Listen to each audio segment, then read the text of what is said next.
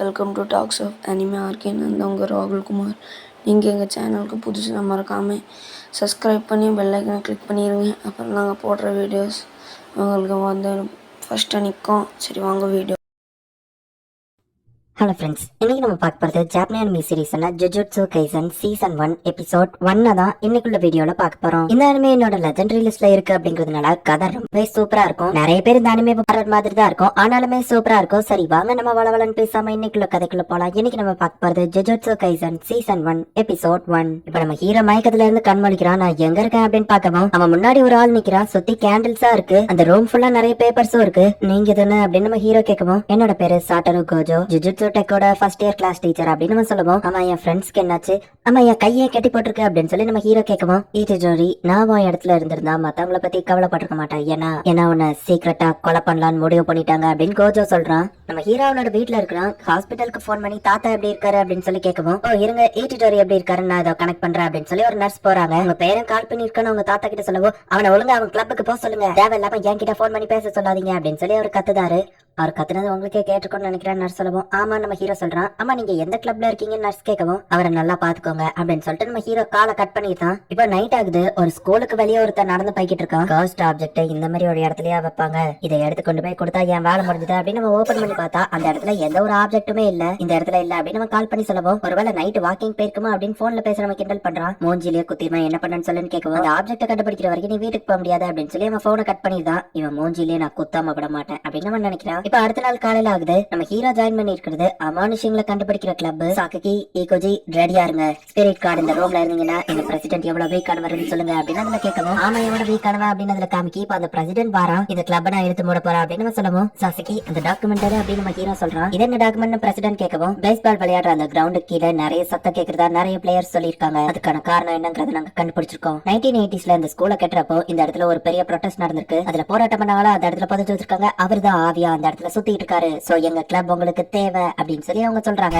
இந்த சவுண்ட் வரது காரணம் ஒரு பூச்சி நாங்க கண்டுபிடிச்சாச்சு அப்படின்னு பிரசிடென்ட் சொல்லவும், இல்ல இது அமானுஷம் தான், இந்த கிளப் இந்த ஸ்கூலுக்கு தேவை அப்படின்னு சொல்லி நம்ம ஹீரோவும் பிரசிடென்ட்டும் சண்டை போட்டுட்டு இருக்காங்க. ஒரு கிளப் கிரியேட் பண்றதுக்கு 3 பேர் தேவை, இதுல 2 பேர் தான் இருக்கீங்க. ஈட்டடோரி நீ இதுல இல்ல அப்படின்னு அவங்க சொல்லவும், இது எப்ப நடந்துச்சு அப்படின்னு நம்ம ஹீரோ ஷாக் ஆகுறான். அவன் ஃப்ரெண்ட்ஸ் அவன் மேல டென்ஷன் ஆகுறாங்க. நான் தான் அவன ஸ்போர்ட்ஸ் கிளப்க்கு மாத்தினேன் அப்படின்னு பிடி சார் வந்து சொல்லவும், ஸ்டூடெண்ட் பெர்மிஷன் இல்லாம பண்றது ரூல்ஸ் பிரேக் பண்றதாச்சு அப்படின்னு பிரசிடென்ட் நினைக்கிறான். எங்களுக்கு ஆள் பத்தல, சோ நீ கலந்துகிட்டே ஆகணும், நம்ம வேணா அதை 1-on-1 வச்சு டிசைட் பண்ணலாம் அப்படின்னு அவர் சொல்லவும், வாங்க மோதி பாத்திரலாம் அப்படின்னு சொல்லி நம்ம ஹீரோவும் ரெடி ஆகுறான். ஸ்டூடெண்ட்க்கும் டீச்சருக்கும் மோதலா, இதுல என்னடா நியாயம் இருக்கு அப்படின்னு பிரசிடென்ட் யோசிக்கிறான். கர்ஸ்ட் ஆப்ஜெக்ட் தேடி வந்தவன் இன்னும் தேடிட்டு இருக்கான். இந்த இடத்துல யாரையோ புதைச்சு வச்சிருக்காங்கன்னு நினைக்கிறேன். அதான் ஒரு கர்ஸ் ஸ்பிரிட் சுத்திட்டு இருக்கு அப்படின்னு சொல்லி அவன் பாக்குறான். இது ஒரு ஸ்பெஷல் ரேங்க் கர்ஸ்ட் ஆப்ஜெக்ட், இதை போய் இப்படி அசால்ட்டா வச்சிருக்காங்களே அப்படின்னு சொல்லி அவன் யோசிச்சுட்டு வந்துட்டு இருக்கான். ஸ்டூடெண்ட்ஸ் எல்லாம் நம்ம ஹீரோக்கு அந்த சாருக்கு நடக்கிற மேட்ச பார்க்க போறாங்க. 80 மீட்டர்ஸ் ரெக்கார்டு சார் அப்படின்னு சொல்லி ஸ்டூடெண்ட் சொல்றாங்க. இந்த லெவலுக்கு யாராலையுமே ஷார்ட் புட்ல த்ரோ பண்ண முடியாதுன்னு சொல்றாங்க. நம்ம பிடி சார் ஒரு நிஞ்சா வாரியரோட ரீஇன்கார்னேஷன் சொல்றாங்க அப்படின்னு ஈகோஜி வந்து அந்த பிடி சாருக்கு ஓவர் பில்ட் அப் கொடுத்துட்டு இருக்கான். நான் இதை எப்படி வேணாலும் எரியலாமா நம்ம ஹீரோ அப்படின்னு அவர் சொல்றாரு. நம்ம ஹீரோ த்ரோ பண்ணது ரொம்பவே பவர்ஃபுல்லா இருக்கு. பிடி சாருக்கு நீ ஓவர் பில்ட் அப் கொடுத்துட்ட அப்படின்னு சாசகி சொல்றா.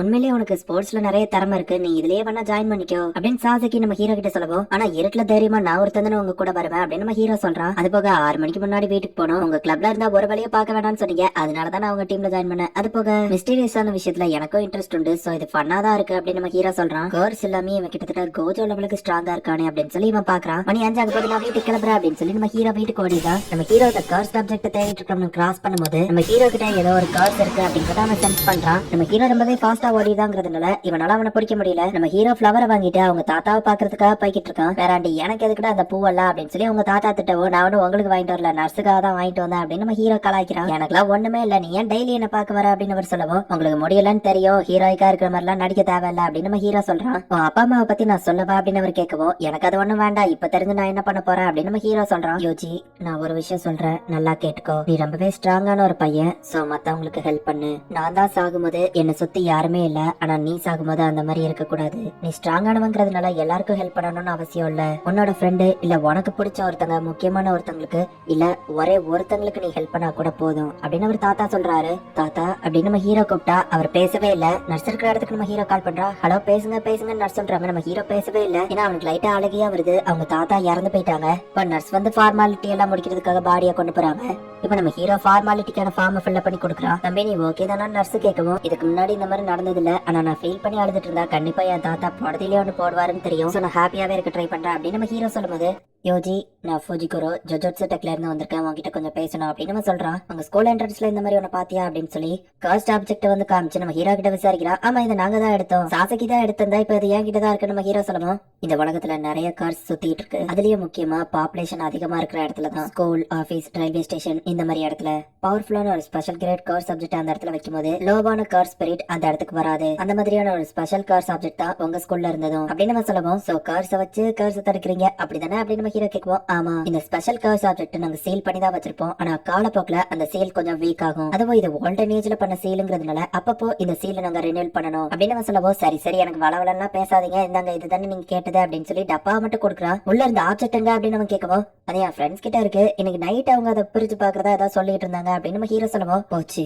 இது ஒரு பெரிய பிரச்சனை, உன் ஃப்ரெண்ட்ஸ் சாக போறாங்க அப்படின்னு அவன் சொல்றான். நைட்ட கேண்டல பொருத்தி வச்சு அந்த சீலை வந்து அவங்க ஓபன் பண்ண ட்ரை பண்றாங்க. லைட்ட போடவா நீக்கஜி கேட்கவும், அது ஒண்ணும் தேவையில்லை அப்படின்னு அவன் சொல்றான். இத வந்துட்டு அப்படின்னா அந்த சீல் அவ்வளத்தையும் ஓபன் பண்ணி பார்த்தா உள்ளுக்குள்ள ஒரு ஹியூமன் ஃபிங்கர் இருக்கு. கேண்டலும் டக்குனு ஆஃப் ஆகுது. அந்த சீலையும் ஃபிங்கரே எடுத்து இங்க இருந்து போயிடலாம் அப்படின்னு அவங்க ட்ரை பண்றாங்க. அதுக்குள்ள மேல இருந்து ஏதோ ஒண்ணு அமானுஷ்யமா வந்துட்டு இருக்கு. ஏங்க இந்த மாதிரி இதெல்லாம் நீங்க சேஃப்டியா வச்சிருக்க மாட்டீங்களா அப்படின்னு நம்ம ஹீரோ கேட்கறா. நம்ம சீக்கிரம் போயாகணும் அப்படின்னு நம்ம சொல்லுவோம். ஷார்ட் கட்ல கூட்டிட்டு போறேன் அப்படின்னு சொல்லி நம்ம ஹீரோவை ஃபாஸ்டா கூட்டிட்டு போயிட்டு இருக்கா. வெளிய இருந்து பார்க்கும்போதே தெரியுது 4th ஃப்ளோர்ல இருக்காங்க நம்ம ஹீரோ சொல்லுவோம். பில்டிங் சுத்தி கார்ஸ் எனர்ஜி தான் தெரியுது, பிரச்சனை பெருசாயிடுச்சு, நீ வராத நான் இதை பாத்துக்கிட்டேன் அப்படின்னு சொல்லி அவன் போறான். ஃபுஜிகுரோ அவங்க என் ஃப்ரெண்ட்ஸ் நம்ம ஹீரோ சொல்லுவோம், நீ இங்கே இரு அப்படின்னு சொல்லிட்டு அவன் ஃபாஸ்டா உள்ள போறான். சாசகி அந்த கார் ஸ்பிரிட்ட பார்த்து பயந்துட்டு இருக்கா. அப்ப ஈகுஜி அந்த பக்கமா வரவும், ஈகுஜி நல்லவேளை நீ வந்துட்டியா அப்படின்னு அவன் பார்த்தா அவன் மண்டையில ஒரு கார் ஸ்பிரிட் இருக்கு. இவளையும் அந்த கார் ஸ்பிரிட் வந்து பிடிச்சிருக்கு. சீலை பிரேக் பண்ணதுனால எல்லாமே அந்த கார் சப்ஜெக்ட் தேடி தான் வருது அப்படின்னு சொல்லி ஃபுஜிகுரோ வந்துட்டு டீமன் டாக் வந்து சமன் பண்றான். இதுவுமே ஒரு கார் ஸ்பிரிட் மாதிரி தான். டக்குனு அந்த இடத்துக்கு 2 டாக்ஸ் வருது. நான் வெளியே நிக்கிறது கரெக்ட் தானே நம்ம ஹீரோ யோசிக்கிறான். ஃப்ரெண்ட்ஸ் சாக போறாங்க அப்படின்னு ஃபுஜிகுரோ சொன்னதை யோசிச்சு பாக்குறான். யோஜி, நீ ஸ்ட்ராங்கானவன், மத்தவங்களுக்கு ஹெல்ப் பண்ணு, என்ன மாதிரியே நீ சாகும்போது இருந்துராத, உனக்கு முக்கியமான ஒருத்தரையாச்சும் காப்பாத்து அப்படின்னு அவங்க தாத்தா சொன்னதை யோசிச்சு பாக்குறான். பூஜி வந்து ஃபாஸ்டா அந்த ஃபிங்கர் இருக்கிற இடத்துக்கு போயிட்டு இருக்கான். அந்த பொண்ணோட சேர்த்து அவ கையில இருக்கிற ஃபிங்கரையும் அது சாப்பிட ட்ரை பண்ணுது அப்படின்னு சொல்லி அவன் பாக்குறான். இங்க நம்ம ஹீரோ அவனோட ஃப்ரெண்ட்ஸை காப்பாத்தலாம்னு முடிவு பண்றான். நிறைய கார் ஸ்பிரிட் ஒரே இடத்துல ஒன்னா இருந்தா அவங்கள பிடிச்சி வச்சிருக்கு.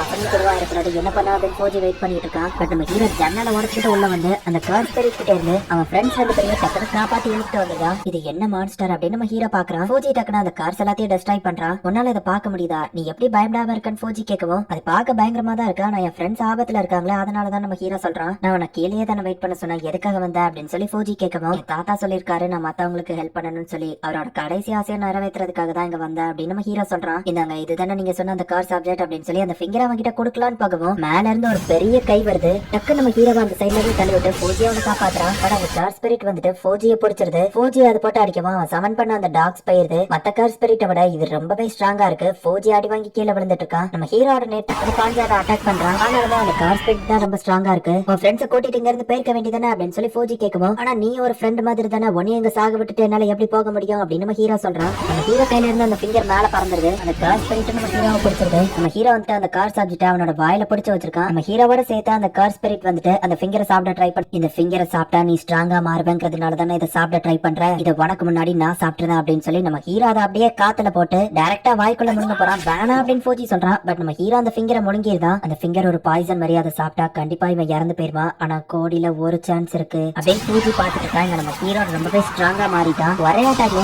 அவ்வளவு பவர்ஃபுல்லான அந்த கார் ஸ்பிரிட்டை கொண்டுதான். நம்ம ஹீரோ உடம்புல நிறைய சிம்பிள்ஸா இருக்கு. இப்ப வில்லத்தனமா நம்ம ஹீரோ சிரிக்கிறான். ஒரு வழியா விடுதலை எனக்கு கிடைச்சிடுச்சு.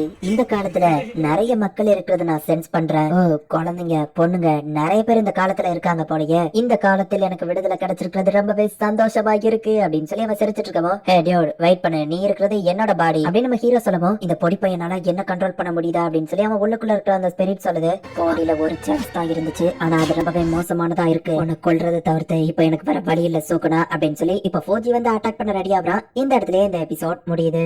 சில விஷயங்கள் உங்களுக்கு இப்போ எடுத்தோடனே குழப்பமா இருந்தாலுமே எல்லாமே போக போக புரிய வரும். ஸோ பொறுமையா பாருங்க. அண்ட் இது என்னோட லெஜெண்டரி லிஸ்ட்ல இருக்கு அப்படிங்கிறதுனால கதை வேற லெவல்ல சூப்பரா இருக்கும். ஸோ மிஸ் பண்ணாம பார்த்து என்ஜாய் பண்ணுங்க. அண்ட் உங்களுக்கு இந்த வீடியோ பிடிச்சிருந்தது அப்படின்னா லைக் பண்ணிட்டு அப்படி மறக்காம நம்ம சேனலை சப்ஸ்கிரைப் பண்ணிருங்க. தேங்க்யூ ஃபார் வாட்சிங். Bye guys. நெக்ஸ்ட் எபிசோட்ல மீட் பண்ணலாம்.